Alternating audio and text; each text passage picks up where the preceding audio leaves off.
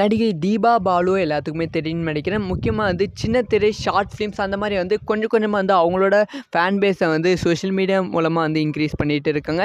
So அவங்களுக்கு வந்து சில பட வாய்ப்புகளும் கிடைத்து கொண்டு வருகிறது. இப்போ கூட வந்து ஒரு படத்தில் வந்து நடித்து கொண்டு இருக்காங்க. சமீபத்தில் வந்து அவங்க வந்து அட்ஜஸ்ட்மெண்ட்டை பற்றி பேசியிருக்காங்க. ஸோ இன்றைய காலத்தில் வந்து நடிகைகளுக்கு வந்து அட்ஜஸ்ட்மெண்ட் வந்து அதிகமாகவே இருக்கிறது. முக்கியமாக வந்து சின்ன திரையில் தான் வந்து நடிகைகளுக்கு அட்ஜஸ்ட்மெண்ட் வந்து இருக்கிறது. யூடியூப் மூலமாக ஃபேமஸ் ஆகி திரைப்படங்களுக்கு போகும் நடிகைகளுக்கும் இந்த ஒரு விஷயம் வந்து இருக்குது. இதை பற்றி வந்து ஆங்கர் கேட்டிருக்காங்க. உங்களுக்கு வந்து அட்ஜஸ்ட்மெண்ட் நடந்திருக்கா? ஸோ அட்ஜஸ்ட்மெண்ட்டை பற்றி நீங்கள் என்ன நினைக்கிறீங்க அப்படின்னு சொல்லி கேட்டிருக்காங்க. அதுக்கு வந்து அவங்க வந்து ரொம்ப அதிர்ச்சியான பதில் வந்து சொல்லியிருக்காங்க.